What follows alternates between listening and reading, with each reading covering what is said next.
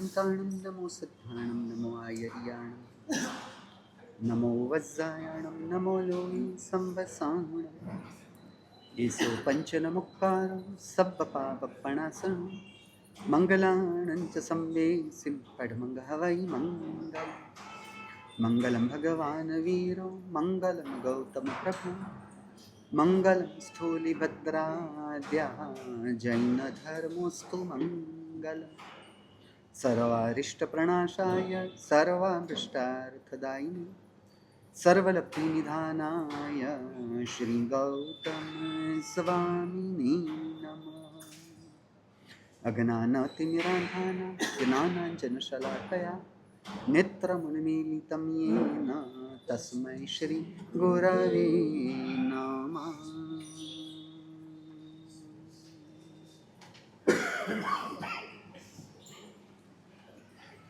18वें पापस्थानक मिथ्यात्व शल्य को समझने का हम प्रयास कर रहे हैं।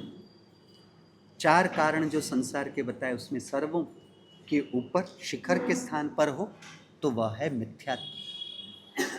जीव ने मिथ्यात्व को ही समझने की प्रक्रिया नहीं, और उस मिथ्यात्व के संदर्भ में हमने बात की कि 1 से 17 पापस्थानक सभी मिथ्यात्व पापस्थानक में समा जाते हैं एक अपेक्षा से। और जिस संदर्भ में हमने बात की कि हम अपनी आत्मा को आत्मस्वरूप नहीं मानते हुए हम यदि अपनी आत्मा को शरीर रूप मानते तो अपनी आत्मा का स्वीकार न करना यानी अपनी आत्मा का ही खून करना, उसकी हिंसा करना, अपने आप को शरीर माना, यही झूठ हुआ। शरीर में मैंपना किया, मेरापना किया, यही एक प्रकार से चोरी हो गई। जड़ पदार्थों को मैं भुगत सकता हूं, उसके संदर्भ में हमारी बात करनी बाकी है। वही मैथुन नाम का पापस्थानक हुआ। शरीर की मूर्छा, शरीर वही परिग्रह बन गया मूर्छा की वजह से। आत्मा की महिमा नहीं रखी, यानी आत्मा की उपेक्षा की ही, वह भी एक प्रकार का क्रोध ही हुआ। शरीर मैं हूं, वह शरीर में मैं पने का अहंकार हुआ, और यही माया हुई कि हमने अपने आप को आत्मस्वरूप नहीं माना। इस प्रकार से देखा जाए तो सभी पापस्थानकों का समावेश मिथ्यात्व नामक पापस्थानक में हो जाता है। और हम 2 दिन से बात चालू करते हैं और हमारी बात अधूरी रह जाती। 84 लाख जीवा योनि माहे मारा जीवे जे कोई जीव हणियो। तो कल हमने देखा कि एक आत्मा दूसरी आत्मा को किसी भी प्रकार का कष्ट नहीं दे सकती। मन वचन काया के द्वारा ही यह प्रक्रिया घटित हुई। दूसरे नंबर में कर्म के उदय जो थे उसके वश आत्मा हुई, तब आत्मा में दूसरों को तकलीफ पहुंचाने के परिणाम बने।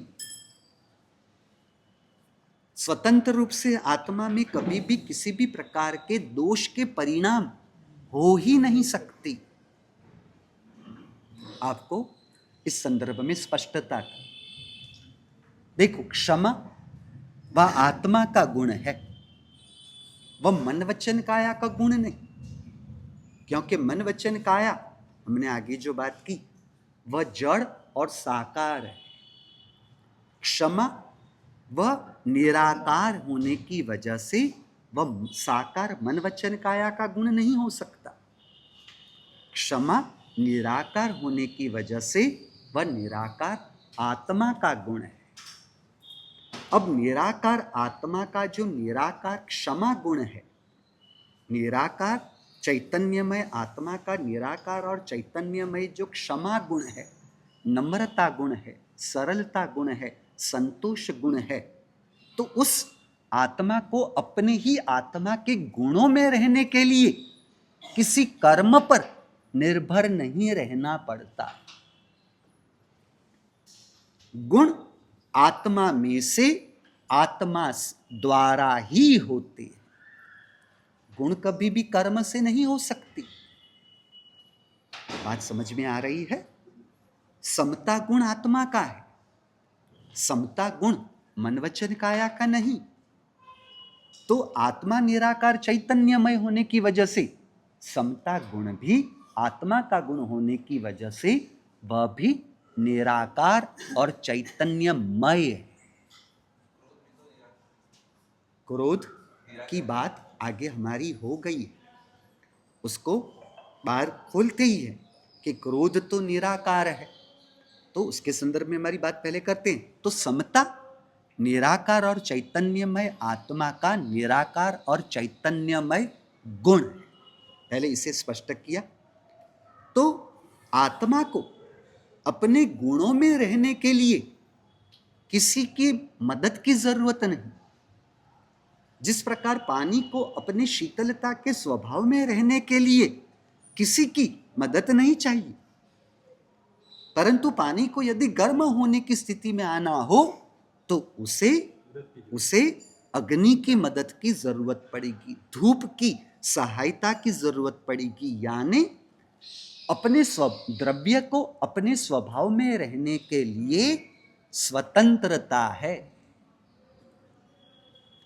शक्कर को अपने मिठास गुण में रहने के लिए, मिर्च को अपने तिखास नाम के गुण में रहने के लिए किसी की जरूरत नहीं पड़ती। समझ रहे हो?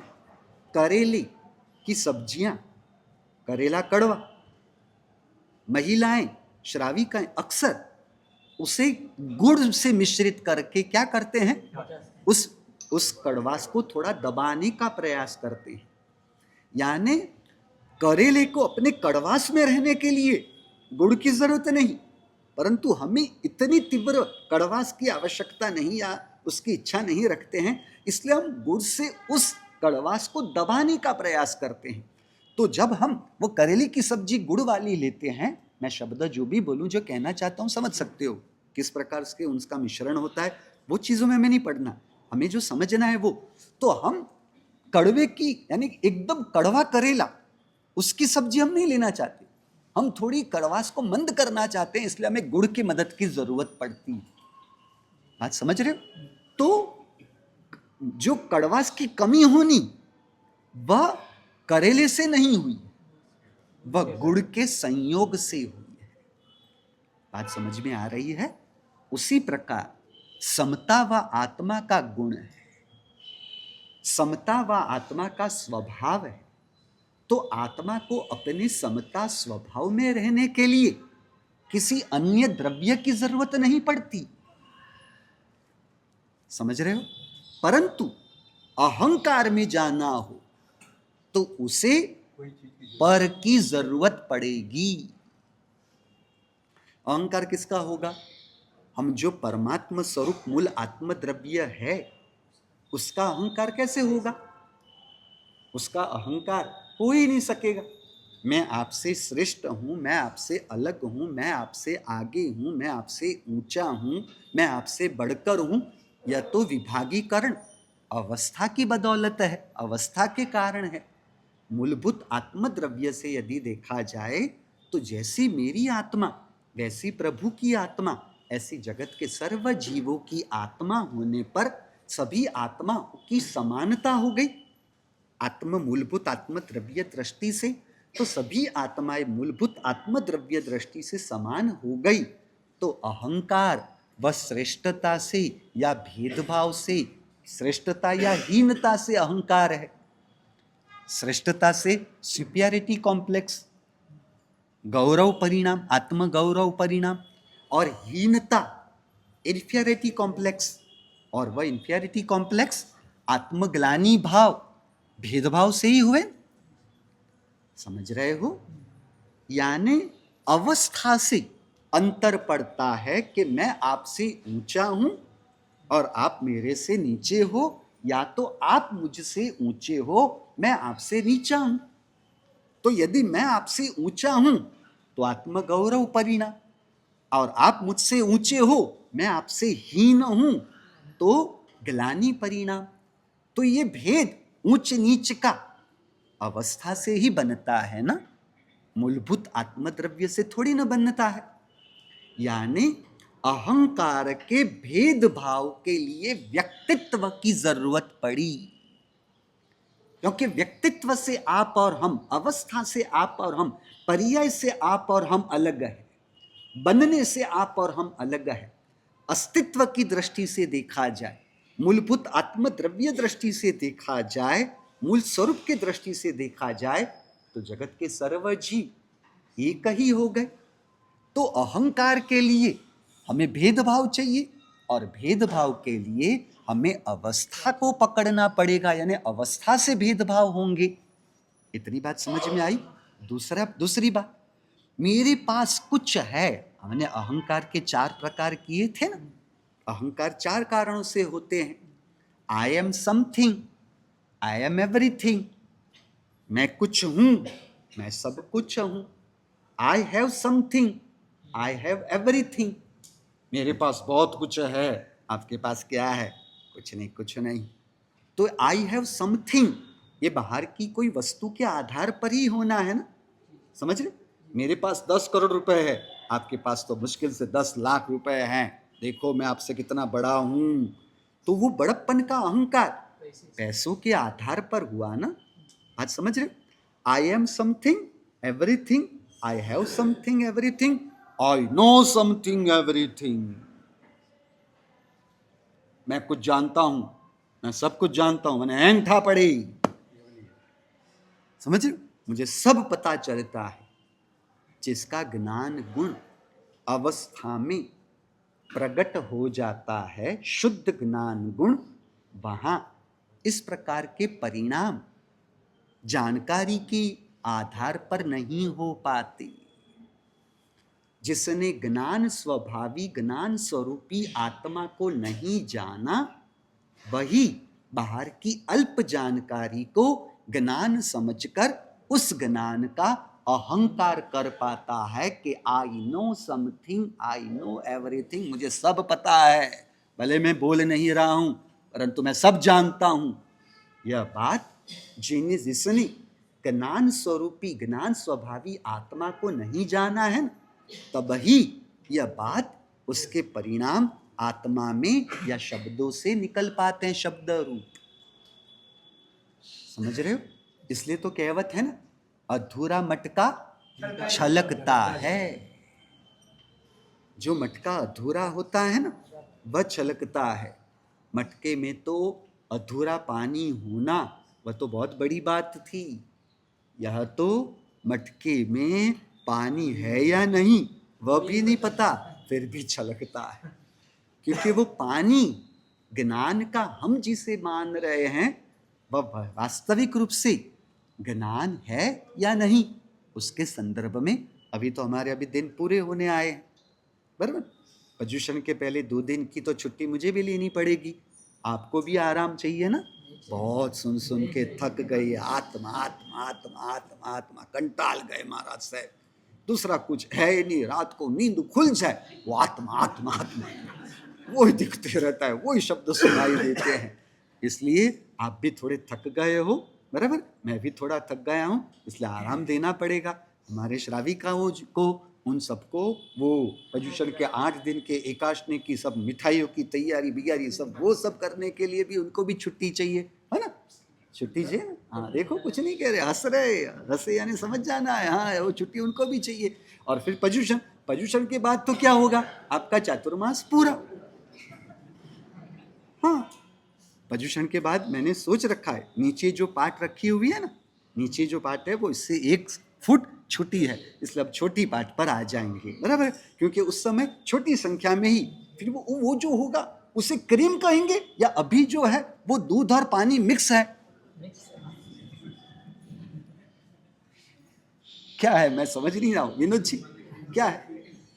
अभी जो दिख रहा है वो पानी वाला दूध है या एकदम प्योर गाय का दूध है? पानी वाला दूध। यानी आप समझ क्या रहे हो, इसमें पानी वाले लोग आते हैं, सब दूध वाले नहीं है। हाँ, आप अपने लिए सोचो तो बराबर है, आप दूसरों के लिए ऐसा सोच कैसे सकते हो? भले पानी वाले है वो मैं भी जानता हूं, फिर भी आप ऐसा सोच के कह कैसे सकते हो? क्या वो आप सब हंस क्यों पड़े? मैंने कुछ ज्यादा कह दिया? हाँ, कुछ समझ रहे हो? इसलिए उस समय इसकी गहराई में ज्ञान क्या है, ध्यान में कैसे जुड़ा जाता है, वो शायद प्रदूषण के बाद वो क्रीम होगा, वह शायद रहेगा। और फिर उस क्रीम के लिए अब वो क्रीम वाला वर्ग फिर वो 9.5 की जड़ता में तो नहीं रहेगा। फिर तो मैं मानता हूँ फिर 9 से 10 ठीक रहेगा। नहीं, एक मिनट, अभी तो पूछने का मतलब नहीं, क्योंकि इसमें पानी वाला वर्ग होगा तो पता नहीं चलेगा। वो दूध वाला वर्ग होगा उससे पूछेंगे, बराबर। क्रीम वाला जो वर्ग होगा उसे पूछने की प्रक्रिया होगी तो ठीक शायद समझ में आएगा, बराबर है ना? आप दूध में हो या पानी में हो? आप दोनों में हो? जीतू भाई, यानी आपकी पोजीशन के बाद चौमासा पूरा? नहीं नहीं, चलो जाने दो भैया, अपनी मूल बात। यानी I know something, I know everything. हम जिसे नोइंग, जानना समझ रहे हैं, क्या ज्ञानी उसे जानना कहते हैं, बताते हैं। उसकी बात आगे हमें देखनी होगी। I am something, I have something, I know something everything and I can do something everything. ये अहंकार का चौथा प्रकार है। क्या समझते हो? आप ही कर सकते हो, मैं भी कर सकता हूं। आपने कितने पिछले साल 28, देखो इस साल मैं भी 28 करके दिखा देता हूं। ये क्या था? शरीर की क्रिया का कर्ता परिणाम आत्मा में धारण कर उस क्रिया के कर्तापन का अधिकार लाया। बात समझे? इन सब में भी आप देखो कि अहंकार जो आत्मा का स्वभाव नहीं, उसे पर की आवश्यकता रहेगी, तब ही अहंकार हो पाएगा ना। उसके बिना अहंकार कैसे होगा? मैं श्रीमंत हूं, मैं प्रवचनकार हूं, मैं रूपवान हूं, बात समझ रहे? मैं तपस्वी हूं, मैं आराधक हूं, समझ रहे? मैं केवल परमात्मा स्वरूप आत्मा हूं। इसे छोड़ जिस किसी में भी मैं माना, वह सब अहंकार का ही प्रकार है। माया, अब अहंकार कोई समझ रहे हैं हम, तो अहंकार कैसा होता है? तो अहंकार पर के निर्भर, पर निर्भर है। तो मान, कषाय, चारित्र, मोहनीय कर्म। देखो, नम्रता आत्मा का गुण था, वह किसी कर्म से नहीं होता। इसलिए हमने आगे एक बार बात की थी, ऐसा एक पुण्य नहीं जिस पुण्य से आत्मा को आत्मा का एक गुण भी प्राप्त हो सके। क्योंकि 42 प्रकार के पुण्य जो बताए गए हैं, उसमें सर्वोत्कृष्ट, सर्वश्रेष्ठ पुण्य यदि कोई बताया हो तो वह है तीर्थंकर नाम कर्म। तो तीर्थंकर नाम कर्म नाम के श्रेष्ठतम पुण्य के उदय से तीर्थंकर की आत्मा को आत्मा का एक गुण भी प्राप्त नहीं हो सकता, क्योंकि पुण्य कर्म अघाती है। अघाती है, हमने कल बात की, उसका प्रभाव तो साकार और जड़ मन वचन काया पर पड़ता है। घाती कर्मों का प्रभाव निराकार और चैतन्यमय आत्मा और आत्मा के स्वभाव पर उसका प्रभाव है। अघाती कर्मों का प्रभाव साकार और जड़ मन वचन काया और उसके गुण धर्म पर पड़ता है। तो पुण्य कर्म वह तो अघाती कर्म, यानी उसका तो आत्मा के साथ कोई संबंध बना ही नहीं कि उससे आत्मा को कोई अपने आत्मा के गुणों की प्राप्ति का लाभ हो सके। बात समझ में आ रही है? यानी तीर्थंकर नाम कर्म नाम के पुण्य से आत्मा को आत्मा का कोई गुण नहीं मिलता, समझ रहे हो? और दोष जो भी हम में हैं वह आत्मा का स्वभाव नहीं। जिस प्रकार उष्णता, जो पानी का गर्म होना, वह पानी का स्वभाव नहीं, वह अग्नि के संयोग से है। उसी प्रकार जो भी आत्मा में क्रोध मान माया लोभ है, उन सबके कर्म बताए हैं। कर्म ग्रंथ का जिनको अभ्यास होगा वो बहुत सरलता से समझ सकेंगे क्रोध, कषाय, चारित्र, मोहनीय कर्म के उदय से जीव मन वचन काया के स्तर पर क्रोध में जुड़ता है। मान, कषाय, चारित्र, मोहनीय कर्म के उदय से जीव को अहंकार के परिणाम बनते हैं। यानी हमारी बात जो थी ना कि दोषों में जुड़ने के लिए अन्य की मदद की जरूरत पड़ती है, गुणों में रहने के लिए किसी अन्य पर आत्मा को निर्भर नहीं रहना पड़ता। बात समझ में आ रही है या कठिन हुई?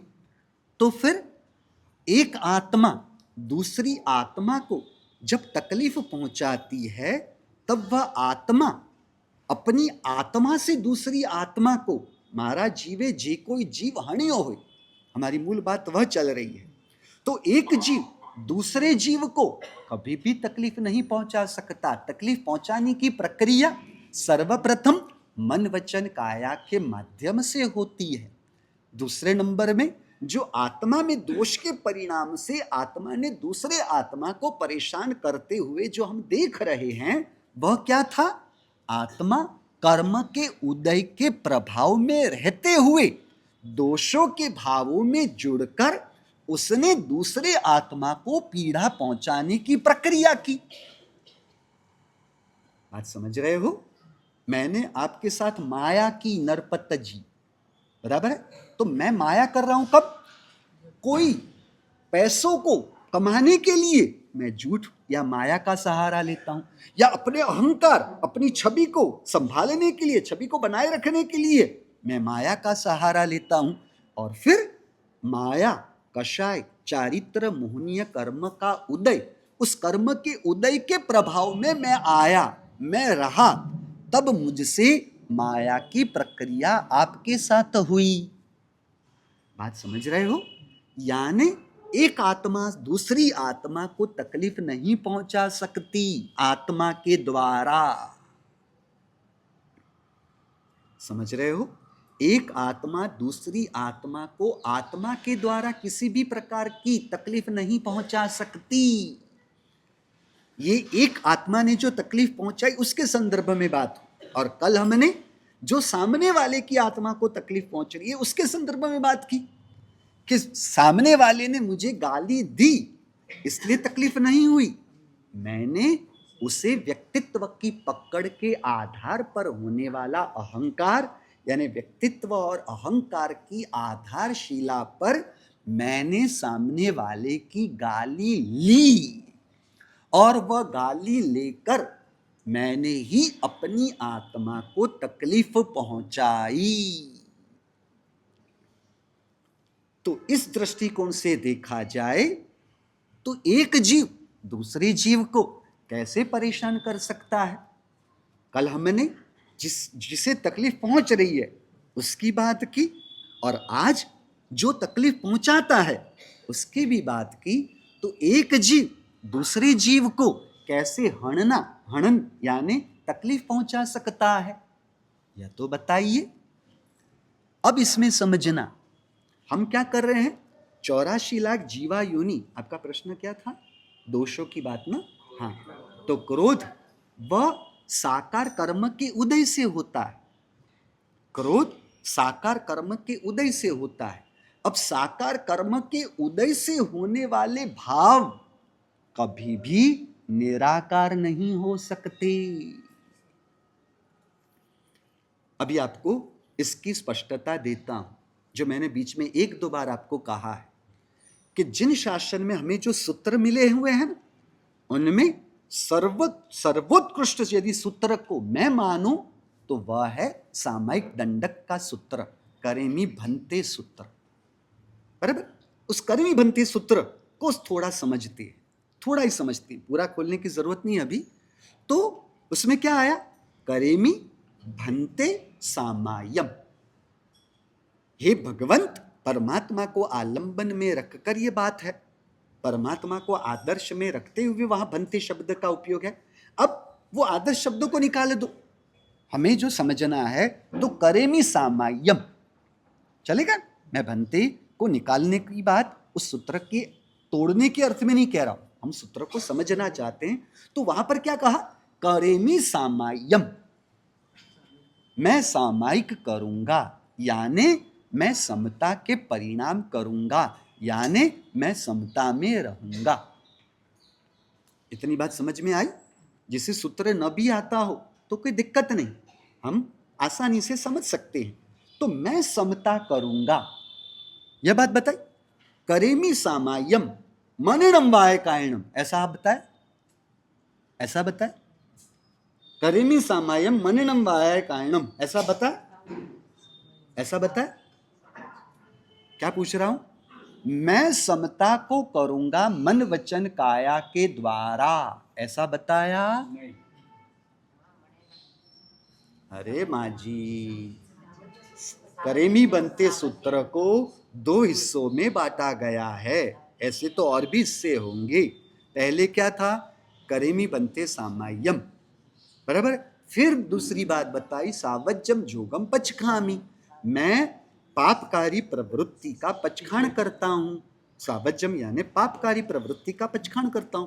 और सरल शब्दों में हम कह दे तो क्या होगा, मैं पाप का नियम करता हूं। और नियम सरल करे तो मैं पाप का त्याग करता हूं। समझ, मैं पाप का नियम करता हूं यानी क्या, देखो नियम दो अर्थ में होते हैं। नियम कभी भी है ना, अशुभ के भी नियम होते हैं, शुभ के भी नियम होते हैं। जब अशुभ के नियम की बात तो होती है तब वह अशुभ के निवृत्ति के संदर्भ में बात समझी जाती है। समझे, जब अशुभ के नियमन की बात हो, अभिग्रह की बात हो, सौगंध की बात हो, तो वहां अशुभ के निवृत्ति के अर्थ में है। रात्रि भोजन का मैं नियम, मैं रात्रि भोजन का नियम, मैं जमीन कन का, मैंने जमीन कन के पचखान लिए हैं। मैंने जमीन कन के पचखान लिए तो जमीन कन में अनंत जीवों की हिंसा होती है, बराबर। तो यहां पर मैं जमीन कन का नियम ले रहा हूं, उसका मतलब क्या हुआ, अशुभ के नियम में मैं जुड़ा। समझ रहे हो, हिंसा अशुभ वस्तु है ना, तो मैं अशुभ का नियम करता हूं। तो अशुभ का नियम करता हूं उसका मतलब क्या करेंगे, अशुभ की निवृत्ति, अशुभ का त्याग का नियम हुआ। यहां मतलब यह नहीं होता कि मैं जमीन कन का मुझे नियम है तो जमीन कन का नियम है यानी मुझे जमीन कन तो चाहिए ही, मुझे रोज खाना होगा, ये नहीं। अब मुझे सामायिक का नियम है, मुझे पूजा का नियम है, मुझे चौविया का नियम है, तो यह नियम किसका है, शुभ का नियमन है। तो शुभ के नियमन में क्या होगा, प्रवृत्ति रूप वह नियम है। बात समझ में आ रही है या कठिन हुआ? शुभ नियम और अशुभ नियम। मैं गाली के लिए सौगंध लेता हूं, तो गाली के सौगंध का मतलब मैं रोज गाली बोलूंगा नहीं, गाली अशुभ चीज है, तो गाली की अशुभ क्रिया का त्याग, उसका नियम में निवृत्ति रूप कर रहा हूं, बराबर है। तो अब करेम बनते सूत्र को समझते हैं।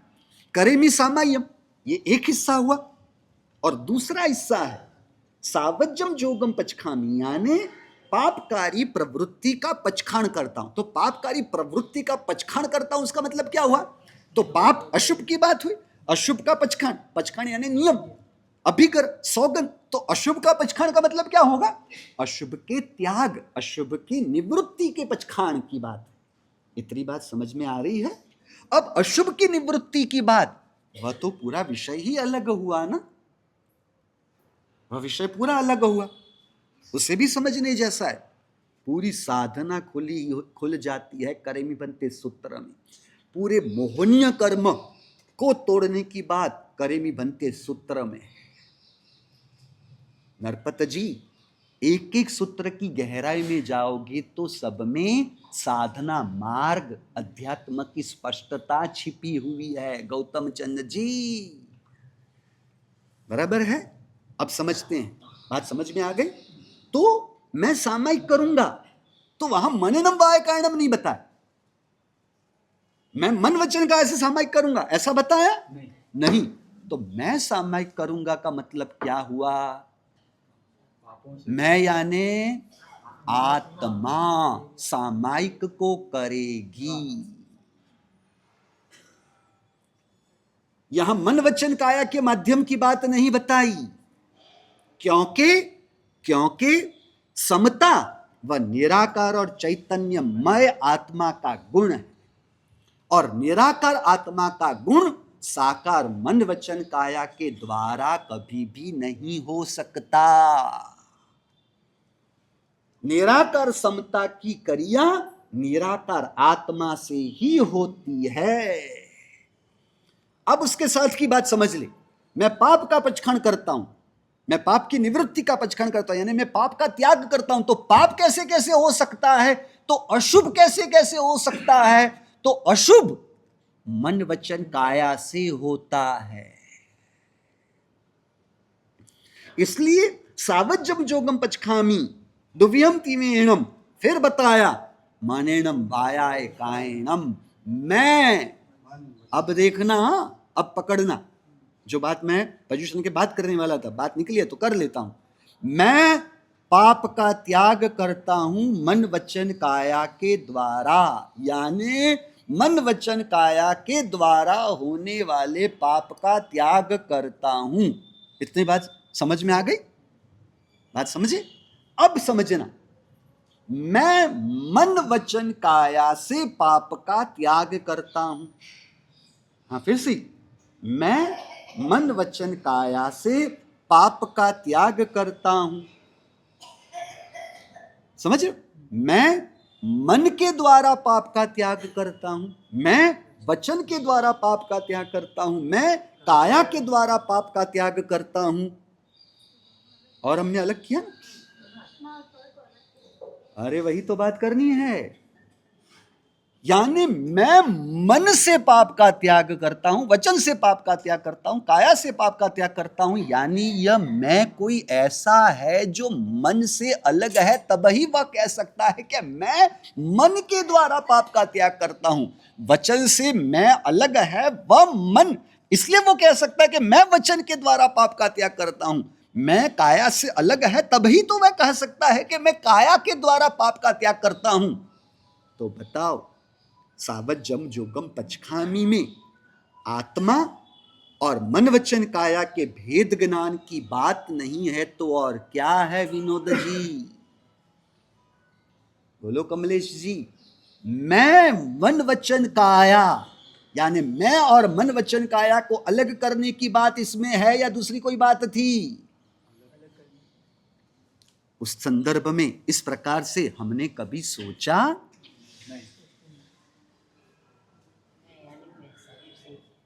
मैं यानी शरीर ही किया। यदि मैं शरीर किया, चलो मैं शरीर किया, चलेगा। टाइम हो गया, 1 मिनट, बापा महाराज आ गए, अलार्म की घड़ी है। आप मैं यानी शरीर किया करो, कोई दिक्कत नहीं। यदि मैं शरीर किया तो मैं ऐसे कैसे कह सकता हूं कि मैं मन वचन काया से पाप का त्याग करता हूं? तो मैं काया, मैं काया, काया से पाप का त्याग करता हूं, ऐसा हम कैसे कह सकेंगे? बात समझ में आ रही है? यदि मैं मन हूं तो मन में, वह फिर ऐसे कैसे कह सकता है क्या मैं मन के द्वारा होने वाले पाप का त्याग करता हूं? सावज्जम जोगम पचखामी भेद ज्ञान का सूत्र है, विवेक का सूत्र है, डिफरेंशिएट करने का सूत्र है। और भी गहरी बातें हैं पर अभी समझने में आपको दिक्कत होगी। कहा ना अपने पोजीशन के बाद क्रीम, जो पानी मिश्रित है ना, अलग अलग अलग अलग, क्या अलग अलग अलग अलग करने की बात कर रहे हो? संसार के लिए कोई सीजन नहीं, संसार 12 माह करना है। खाने पीने के लिए कोई सीजन नहीं, रोज खाना है, बराबर है ना? कपड़ों के लिए कोई सीजन नहीं, रोज कपड़े पहनने हैं। नहाने के लिए कोई सीजन नहीं, रोज नहाना है। आराम के लिए कोई सीजन नहीं, रोज आराम करना है। बताओ तो सही, बारिश थोड़ी बहुत हो तो बच्चों को उस दिन तो आप स्कूल में भेजोगे ही नहीं ना, और आप व्यापार करने के लिए भी नहीं जाओगे ना। हाँ, बराबर है ना? क्यों? बारिश का कारण प्रवचन के लिए आता है। महाराज साहब बारिश है ना, इसलिए प्रवचन में लोग आज कम आए। मैं सोचता हूँ प्रवचन के लिए लोग कम आए, यानी उस दिन सभी हमारे श्रावक जी भाई साहब जो होंगे वो घर पर ही रहेंगे, बच्चे घर पर ही मिलेंगे। समझ रहे हो? वो आगे से चली आती है कि 50 दिन के लिए जाना। आपको यह बात समझ में आई है कि एक हो जिनवाणी श्रवण और एक हो जिनेश्वर परमात्मा की पूजा। जब दोनों में से एक का ही चुनाव किया जा सकता हो तो तब बताया कि जिनवाणी व जिन पूजा से भी बढ़ के है।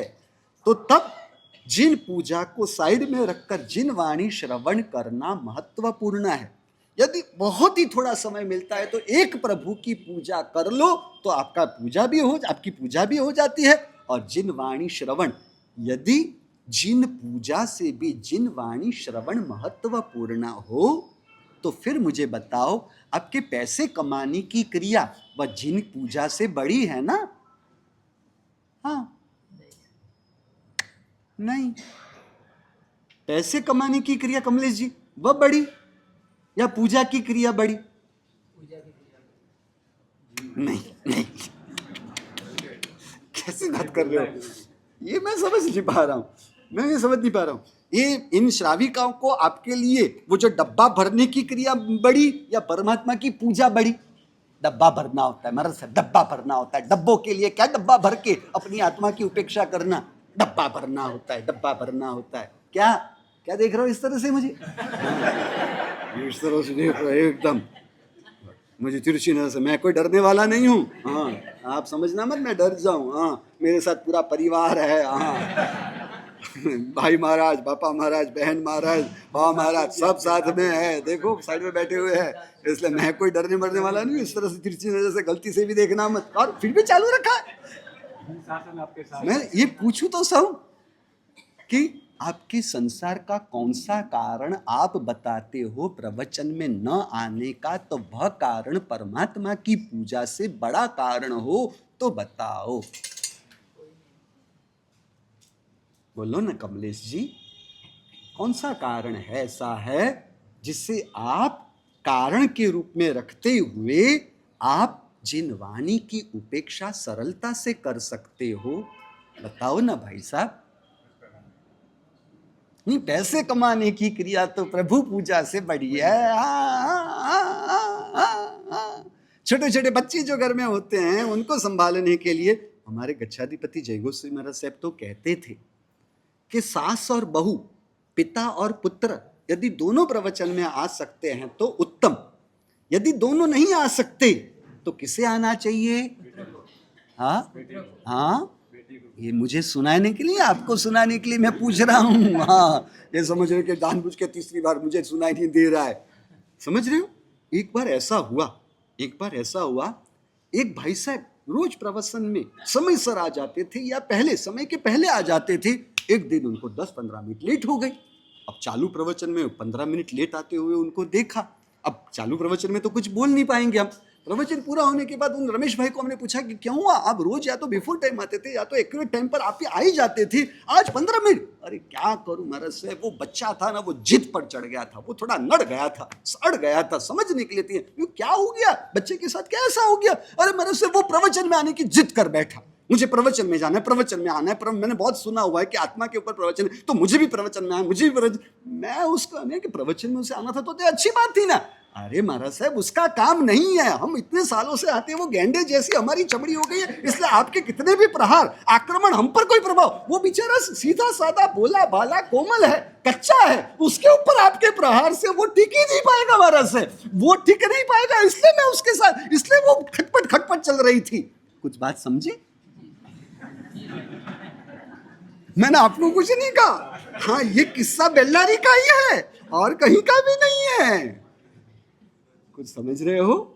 ये जो पिता हो या जो ये सास हो, ये सब भरे हुए होते हैं, इनमें कुछ भी नया डाला नहीं जा सकता। डालने में आपको मैंने कहा था ना, 2 तकलीफें होती है। या तो छलक जाता है क्योंकि भरा हुआ है ना, नया कुछ समाएगा ही नहीं, छलक जाना है। या तो फिर वो बराबरी करते रहते, कंपैरिजन करते रहते। अरे वे हमारा सब तो ए कहो, ए हमारा सब तो ए के, ए कैसे हो सके है?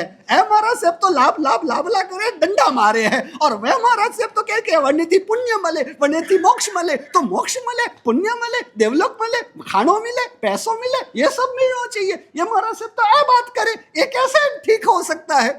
यानी ऐसे लोग हैं ना, गुरु के भी गुरु, जिनके लिए हमारे भक्ति योगाचार्य महाराज साहब, यशो विजय सिंह महाराज साहब अक्सर कहते हैं कि ये सब महागुरु है। गुरु के जो गुरु, जो कभी चेले बनेंगे नहीं, समझ रहे हो, जिनमें चेले बनने की योग्यता नहीं होती है और वो जो गुरु बनने चले जाते हैं, उनको कहते हैं महागुरु। एक कक्षा आती है सदगुरु की और दूसरी कक्षा आती है, आप किस में आते हो? महागुरु के रूप में। हाँ, समझ रहे हो? चलो ठीक है, अब जो आए हैं, जितने आए हैं, जैसे भी आए हो, मुझे तो पधारो सा, है ना? क्या कहते हैं? नहीं, आप क्या बोलते? पधारो सा ही कहते हैं ना? हाँ, पधारो सा, मुजरो सा, क्या क्या अर्थ होता है वो मुजरो सा, पधारो। मुझे तो कुछ, मैं तो भगवान शांतिनाथ भगवान के समझ में सुना है, मारो मुजरो लो, पर आपके तो आप में भी मुजरो, प्रभु के लिए मुजरे की बात थी और आपने नरपत जी अपने व्यवहार में मुजरो सा कर दिया। ये क्या था सब? पता नहीं, आपको तो मैं समझ ही नहीं पाया हूं, आप मुझे समझ नहीं पाते और मैं आपको समझ नहीं पाता हूं। इस प्रकार से एक दूसरे को न समझने में हमारा चातुर्मास, हाँ, अभी पूरा होना है ना, पर्युषण पूरा है ना, चातुर्मास पूरा होना ही है। अपनी मूल बात पर आ जाए। मैं मन वचन काया से पाप का त्याग करता हूं। क्या थी इसमें बात? भेद ज्ञान की बात थी कि मैं, ऐसा कोई है जो मन वचन काया से अलग है, तब ही वह मन वचन काया से होने वाली क्रिया के त्याग के संदर्भ में बात कर रही है। कुछ बात समझ रहे हो? और दूसरी बात, जब पाप के त्याग की बात बताई, अशुभ के त्याग की बात बताई, सावज्जम जगम पचखामी, यानी पाप के त्याग की बात है ना, तो जब पाप के त्याग की बात बताई है, तब मन वचन काया की बात बताई। जब आत्म स्वभाव रूप समता की बात बताई थी, तब मन वचन काया की बात नहीं कि मैं मन से समता करूंगा, मैं वचन से समता करूंगा, मैं काया से समता करूंगा, ऐसा नहीं बताया।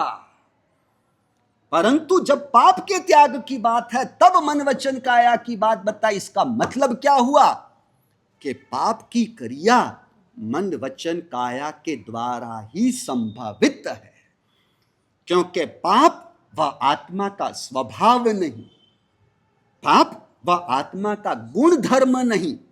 अब हमने आगे बात की है बार बार, आप समझते हो, जगत में दो ही द्रव्य है, एक है जड़ और दूसरा है चेतन, यानी एक है आत्मा और एक है पुद्गल, जड़, materialistic things, non living things, यानी one is living being and next is other is non living thing. अब जो आत्मा है वह लिविंग बीइंग है, यानी वह चैतन्यमय है, वह निराकार है, तो समता गुण आत्मा का होने की वजह से वह भी निराकार और चैतन्यमय। अब जो आत्मा का गुण नहीं, यदि वह आत्मा का गुण नहीं, तो वह क्या हो जाएगा? वह जड़ और साकार हो जाता है। इसीलिए क्रोध मान माया लोभ राग द्वेष आत्मा के स्वभाव नहीं, क्योंकि जो आत्मा का स्वभाव होगा वह आत्म समान होगा, उसका लक्षण, जो आत्मा का गुण धर्म होगा उसका लक्षण आत्म समान ही होगा। रमेश भाई शरीर की चमड़ी से गोरे हैं, अब रमेश भाई गोरे हैं, यदि आप ऐसा कहो तो उसकी उंगली का हिस्सा लो, उसके पेट का हिस्सा लो, उसके सिर का हिस्सा लो, उनके गले का हिस्सा लो, उनके पैर का हिस्सा लो, सभी हिस्से गोरे ही होंगे या कोई हिस्सा काला भी होगा? जो कहना चाहता हूं समझना, हाँ समझ लो। पानी शीतल है तो पानी को आप ऊपर के हिस्से से एक चम्मच में भरते हो या नीचे से कोई चम्मच से पानी भरते हो या नीचे से दूसरी जगह से पानी लेते हो, सभी पानी और पानी की शीतलता एक समान। समंदर में बहुत सारा पानी भरा हुआ है, उसमें से आप एक चम्मच पानी निकालते हो तो जितना पानी समंदर में है उतना पानी चम्मच में नहीं है, परंतु जैसा पानी समंदर में है वैसा ही पानी आपके चम्मच में है नरपत जी, वही वैसा ही है। यानी मूलभूत द्रव्य जैसा होगा उसका अंश भी वैसा ही होगा। कहने का मतलब यह है, शरीर सांवला है तो शरीर के सभी अंग सांवले ही मिलेंगे। शरीर गोरा है, शरीर के सर्व अंग हमें गोरे ही मिलेंगे।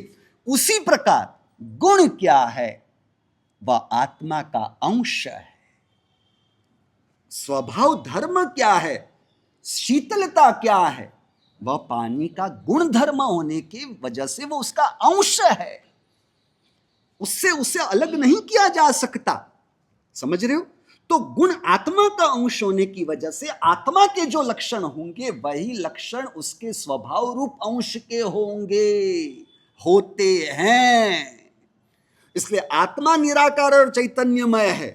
बराबर है? मैंने नरपत जी को कहा, नरपत जी आप सरल हो, दिखाओ। नहीं दिखाया जा सकता, क्योंकि वह भी निराकार और चैतन्यमय है। निराकार और चैतन्यमय आत्मा का गुण जो भी है, सरलता नम्रता, वह भी निराकार और चैतन्यमय ही होता है। इतनी बात समझ में आई? तो जो आत्मा का गुण नहीं वह आत्मा से भिन्न हुआ, और जो आत्मा से भिन्न हुआ वह आत्मा के लक्षणों से भी भिन्न होते हुए दोष साकार और जड़ है। दोष साकार और जड़ होने की वजह से, दोष साकार और जड़ होने की वजह से उसका सेवन, उसका अमल, उसका आचरण, उसका एप्लीकेशन साकार और जड़ मन वचन काया और इंद्रियों से ही संभवित है। कुछ बात समझ में आ रही है या कठिन हुआ? आत्मा निराकार चैतन्यमय, समता आत्मा का गुण होने की वजह से वह भी निराकार और चैतन्यमय है। निराकार चैतन्यमय आत्मा का जो निराकार और चैतन्यमय जो आत्मा का समता गुण है, वह निराकार समता गुण, उसका आचरण, उसका सेवन, उसका अमल, उसमें रहना आत्मा से ही आत्मा के द्वारा होगा। मन वचन काया साकार है, समता निराकार है। साकार और जड़, ऐसे मन वचन काया के द्वारा निराकार और चैतन्यमय समता में आत्मा नहीं आ सकती। और क्रोध मान माया लोभ राग द्वेष यह आत्मा का स्वभाव नहीं, इसलिए वह आत्मा के लक्षणों से भिन्न होने की वजह से वह साकार और जड़ है। इसलिए हमने आगे बात की कि मन से होने वाले भाव जो आत्मा का स्वभाव नहीं, शुभ भाव भी आत्मा का स्वभाव नहीं, अशुभ भाव भी आत्मा का स्वभाव नहीं, और जो मन आत्मा का स्वभाव नहीं वह आत्मा के लक्षणों से भिन्न होने की वजह से शुभाशुभ भाव साकार और जड़ है। और शुभाशुभ भाव साकार और जड़ होने की वजह से उसका सेवन मन के द्वारा ही होता है, उसके बिना नहीं हो पाता। और वह मन से होने वाले शुभाशुभ भाव, शुभाशुभ विचार, शुभाशुभ वृत्ति उसे मन पर्यवज्ञानी प्रत्यक्ष रूप से देख पाते हैं, क्योंकि मन पर्यवज्ञानी साकार को ही देख सकते हैं, जान सकते हैं। मन पर्यवज्ञानी निराकार आत्मा या निराकार आत्मा के गुणों को नहीं देख सकते, जान सकते। इसलिए मन पर्यवज्ञानी शुभ भाव जो हुए, मनो पर्यवज्ञानी जीव में जो अशुभ भाव मन के द्वारा हुए, उन्हें वो देख सकते हैं, जान सकते हैं, क्योंकि वह साकार है। कुछ बात समझ में आ रही है? कुछ स्पष्टता हुई? अब बात निकली है तो एक अच्छी गहराई की बात बताऊं आपको, देखना, समझना। राग और प्रेम, राग उसे पापस्थानक बताया, यानी वह पाप है, यानी वह दोष है। बराबर है? यानी वह दोष है। परंतु प्रेम उसे पापस्थानक के रूप में नहीं बताया। समझ रहे हो? वह तो गुणस्थानक है, वह तो आत्मा का स्वभाव है, गुण है। देखना, समझना। राग पापस्थानक है, प्रेम गुणस्थानक है। राग आत्मा का स्वभाव नहीं, स्वभाव नहीं यानी आत्मा के लक्षणों से वह भिन्न, इसलिए राग वह साकार है, जड़ है। परंतु प्रेम आत्मा का गुण होने की वजह से आत्मा निराकार चैतन्यमय है, इसलिए आत्मा का प्रेम गुण भी निराकार और चैतन्यमय है। अब राग का सेवन साकार होने की वजह से राग आत्मा से नहीं हो पाता, राग उसकी क्रिया मन से होती है। आत्मा अपने आप को आत्मा रूप न समझते हुए अपने आप को मन समझ बैठा है। आत्मा अपने आप को मन समझता है और मन से जो राग की क्रिया है उसे अपनी क्रिया मानता है। मैं राग कर रहा हूं, अरे निराकार आत्मा साकार राग की क्रिया कर ही नहीं सकती, समझ रहे हो? और वह मानता है कि मैं राग कर रहा हूं, इसलिए वह अपने आप को रागी मान बैठता है कि मैं रागी हूं। रागी कौन है? राग की क्रिया कहां है? अवस्था में है, क्योंकि अवस्था में मन वचन काया की बात है, अवस्था में मन वचन काया की क्रियाएं हैं, इसलिए अवस्था को रागी कहे राग के संयोग से, क्योंकि राग हुआ है कर्म के उदय से, स्वभाव नहीं है ना, इसलिए वह कर्म के उदय से हुआ है। कर्म के उदय, तो कर्म साकार और जड़, साकार और जड़ कर्म के उदय से जो राग होता है वह भी साकार और जड़ होने की वजह से उसका सेवन साकार और जड़ मन से ही होता है। और जिसकी साधना कुछ बनी हो ना, यदि वह अपने ज्ञान स्वभाव में रहने लगे, जागृति और विवेक में रहने लगे, अंतरात्मा से शांत और स्थिर रहने लगे, तो आत्मा उस राग को खुद से अलग जान सकती है, ज्ञाता दृष्टा साक्षी भाव रूप रहते हुए। कमठ वगैरह में द्वेष तो पर्वों में जाते हुए दिखता है ऐसा। हाँ जी, कमठ वगैरह में कमठ के द्वेष साथ पर्वों में- द्वेष नहीं गया, वह द्वेष, देखो क्या प्रश्न है कि कमठ जो पार्श्वनाथ परमात्मा के प्रति द्वेष के भाव, वैर के भाव, तो वो आत्मा के साथ दूसरे भाव में गए, बराबर है। अब इसके संदर्भ में प्रश्न समझ में आया, अब इसे समझना। प्रश्न आप करोगे तो आपको बराबर समझ में बात स्पष्ट आएगी, और जो मैं समझाऊंगा वो आपको याद रखना तो है भी नहीं, इसलिए उसकी भी चिंता मत करना। क्यों क्यों क्या हुआ, मैंने कुछ ज्यादा बता दिया? हाँ, आपको याद रखना थोड़ी ना, आपको तो किसके पास से कितने पैसे लेने हैं, किसको क्या देना है, क्या लेना है, देना है, वह सभी याद रहता है ना। बच्चों का ये करना है, वो करना है, वन्य है ना, हाँ, वो सब याद रहता है। हाँ, अपनी मूल बात। अब देखो और गहरी बात, जीव को जो अन्य जड़ का संयोग होता है और जीव को अन्य जीव का संयोग होता है, समझ रहे हो? जीव को, आत्मा को अन्य जड़ का संयोग होता है और आत्मा को अन्य आत्मा का संयोग होता है। इतनी बात समझ में आई? अब समझना, जीव को, आत्मा को अन्य जड़ का संयोग किससे होता है? कर्म के उदय से जड़ का संयोग होता है। एक जीव को अन्य जड़ के साथ संयोग कर्म के बिना नहीं हो सकता। जिस प्रकार बाजार में अभी तो आपके पानी भी मुफ्त में नहीं मिलता, तो इस जगत में आत्मा को जड़ बिना कर्म के यानी कर्म चुकाए बिना, पुण्य कर्म का पेमेंट किए बिना नहीं होता। यानी जीव को अन्य जड़ का संयोग कर्म के उदय से होता है, बराबर है। दूसरी बात, जीव को अन्य जीव के साथ संयोग, आत्मा को दूसरी आत्मा के साथ संयोग किससे होता है? इसे कहते हैं ऋणानुबंध से होता है, लेन देन के संबंध से होता है। आप कहते हो लेना देनी बाकी है इसलिए आया है, इसे ऋणानुबंध कहते हैं। बात समझ में आई? जीव को अन्य जड़ के साथ संयोग, जीव को अन्य जीव के साथ संयोग, और तीसरा है जीव को अन्य शुभाशुभ भावों के साथ संयोग। शुभाशुभ भावों का संयोग कर्म के उदय से होता है।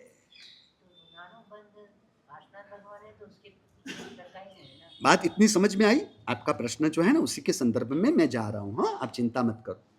3 बात समझ में आई?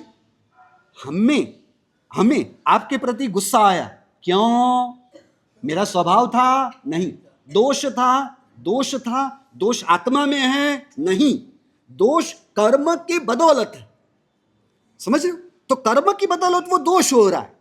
और इनके साथ पूर्व भाव में मैंने अंतरात्मा से वो भाव बनाए हुए थे द्वेष के, और वो भाव माध्यम बने थे हम दोनों के बीच में, एक आत्मा का दूसरी आत्मा का जुड़ने के पीछे। इसलिए क्या होता है कि जैसे ही मैं इनको देखता हूं, जो भाव मैंने इनके साथ पूर्व भाव में जो भीतर से बनाए थे ना, वो भाव उनको देखते फिर से जागृत हो गए। और उसी समय वह क्रोध, कषाय, चारित्र, मोनीय कर्म का उदय भी हुआ। आप देख रहे हो, ये उदय हुआ और ये जो भाव बनाए थे वो देखते ही तुरंत ही। अब आपने कभी ऐसा नहीं देखा, किसी को देखते नहीं आप कहते हो, कह दो, लव एट फर्स्ट साइट। क्या बात है, पहली नजर में तुझे देखा तो ये जाना सनम, बराबर है ना? तो वो जो बना वो क्या था? पूर्व भाव के ऋणानुबंध थे।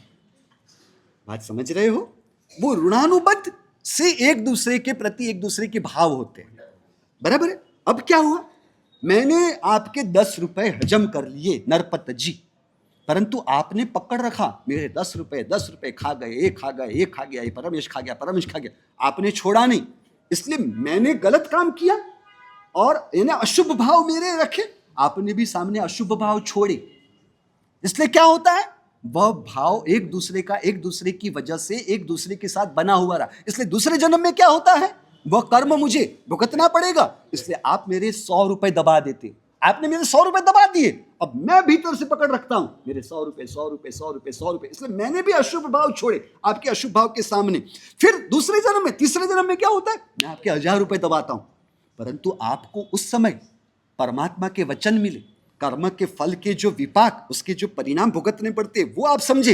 इसलिए आपने क्या किया, ये ऐसा करता रहूंगा तो ये परंपरा रुकेगी कैसे, रोकेगा कौन?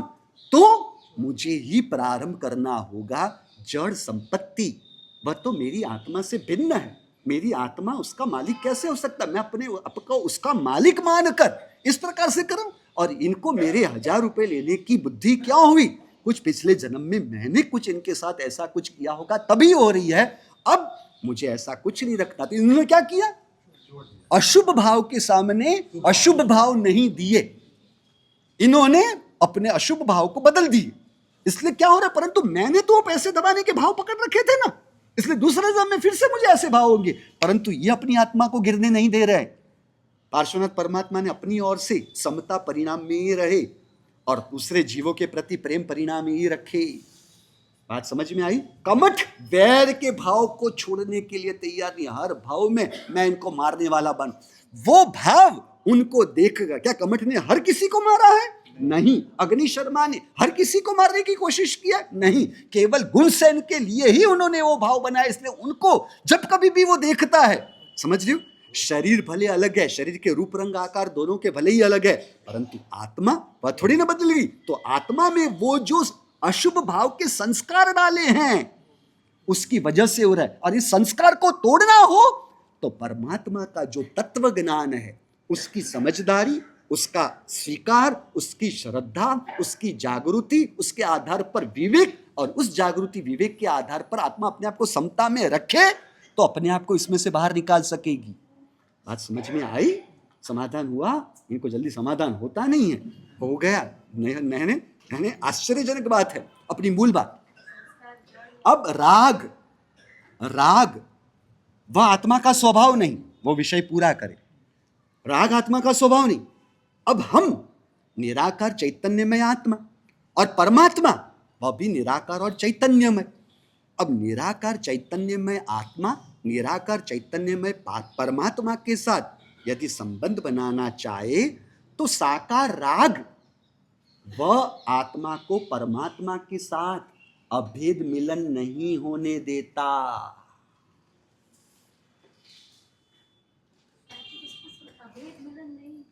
अभेद मिलन यानी क्या? जब आप परमात्मा के पास बैठे हो तब आप ना रहो, आप परमात्मा के साथ इस परिणाम के स्तर पर ऐसे तन्मय हो जाते हो, आप रहते ही नहीं। यानी आप खुद क्षण भर के लिए परमात्मा स्वरूप समान स्थिति को प्राप्त करते हो। समझ रहे हो? पर वह कैसे होगा? निराकार चैतन्य में आत्मा निराकार चैतन्य में परमात्मा के साथ निराकार चैतन्यमय प्रेम गुण से ही मिलन हो सकता है। इसलिए प्रेम को पहली सीढ़ी बताई आत्मा का परमात्मा के साथ संबंध करने के लिए। राग नहीं, परंतु जीव अनादिकाल से राग को लेकर ही जी रहा है। जीव ने राग से भिन्न प्रेम को समझा नहीं, तो ज्ञानियों ने कहा चलेगा। वितरागी के प्रति राग भी, वितरागी के प्रति राग भी राग से मुक्त होने का प्रबल साधन है, क्योंकि इसी साकार माध्यम से ही आत्मा परमात्मा के साथ प्रारंभिक कक्षा की भूमिका के अनुसार जुड़ते जुड़ते वह राग प्रेम में परिवर्तित हो जाते समय नहीं लगेगा। क्योंकि आप फिर बाहर में परमात्मा की प्रतिमा को नहीं पकड़ते, अपनी चेतना को वहां नहीं रोकते, उनके प्रभाव में अपनी आत्मा को नहीं रोकते। ओ तीर्थंकर राम कर्म से पंखियां वो परमात्मा को प्रदक्षिण होती है, ओ पेड़ भी परमात्मा को नमस्कार करते, ओ वो कांटे भी उल्टे हो जाते, ओ 6 ऋतु अनुकूल हो जाती, ओ 6 महीने के रोग सब समाप्त हुए, ओ 6 महीने की भूख समाप्त। ये तो परमात्मा थोड़ी ना है, ये तो परमात्मा का तीर्थंकर नाम कर्म के उदय का प्रभाव है, या परमात्मा का स्वभाव नहीं। समझो? इसलिए प्रभाव से परमात्मा का आलंबन होगा तो वो दूरी व अंतर बनी रहेगी। पर जब स्वभाव का आलंबन लेने में आता है तब वह प्रभाव की दीवार गिर जाती है, और तब परमात्मा का स्वभाव और अपने स्वभाव में कोई फर्क न रहते हुए वह राग धीरे धीरे प्रेम में परिवर्तित होने लगता है, और प्रेम आत्मा का गुण होने की वजह से वह निराकार प्रेम से ही निराकार आत्मा का निराकार परमात्मा से मिलन हो पाता है। इसलिए कबीर जी के वचन है, पहले हम थे हरि नाही। मैं जब मैं था हरि नाही, अब हरि है हम नाही। प्रभु आ गए, अब एक ही सिंहासन है। यदि हम उस सिंहासन पर, गाड़ी कितनी भी अच्छी हो, बड़ी हो, कितनी भी बड़ी हो, ड्राइविंग सीट कितनी होती है? एक ही। पैसेंजर के लिए अनेक सीट हो सकती है, माल रखने के लिए अनेक सीट हो सकती है, पर ड्राइविंग के लिए तो एक ही सीट होती है। कभी वहां पर समाधान नहीं किया जाता कि दूसरे को बैठा दे तो चलेगा नहीं चलेगा, वो रिक्शा वाले सब करते हैं, परंतु जो स्टेयरिंग है, स्टेयरिंग अपने हाथ में, हैंडल अपने हाथ में ही रखते हैं, दूसरों को नहीं सौंपते। तो पहले हम थे सीट पर, ड्राइविंग सीट पर मैं बैठा था। परमात्मा भी बहुत मान लेते हैं, बहुत अहंकारी है परमात्मा। आप समझते हो इतने सरल नहीं है। परमात्मा कहते तू है, चला गाड़ी, तेरे आत्मा की गाड़ी अनंत काल से निगोद और नरक से ही तो गुजरते हुए निकली हुई है, तू बैठा है तब तक मैं नहीं। इसलिए कबीर जी को यह बात समझ में आ गई, पहले हम थे हरि नाही, अब हरि है हम नहीं। अरे पर दो साथ में क्यों नहीं बैठ सकते? आपने परमात्मा को प्रश्न किया उल्टा। तो प्रभु ने जवाब दिया कबीर जी के द्वारा, प्रेम गली अति साकड़ी, साकड़ी नहीं, प्रेम गली अति साकड़ी, तामे दो न समाए। बोला अब क्या करना है? राग में दोनों है, राग में सौदा है। क्या है? इनका बेटा आपसे पति राग करता है, तभी आपका राग रहेगा ना। उनका राग आपके लिए ना रहा तो आपका राग रहेगा? छोड़ो छोड़ो छोड़ो। हम परमात्मा को न चाहते हुए भी परमात्मा ने हमारे प्रति प्रेम में कभी भी कमी नहीं आने दी। प्रेम में कभी भी बदलने की स्थिति नहीं होती। राग में उतर चढ़ाव आते हैं, राग को संभालना पड़ता है, प्रेम में नहीं। राग स्वार्थ और अपेक्षा से बंधी हुई है, प्रेम अपेक्षा से मुक्त है। बात समझ में आई? राग से परमात्मा के साथ जुड़ना है आत्मा के स्तर पर, और फिर वो परमात्मा का स्वभाव का आलंबन लेते लेते, परमात्मा का आलंबन लेते लेते वह राग से प्रेम में परिवर्तित होना है, तब आत्मा का परमात्मा से मिलन हो पाएगा। बराबर है। अपना समय बहुत ऊपर चला गया।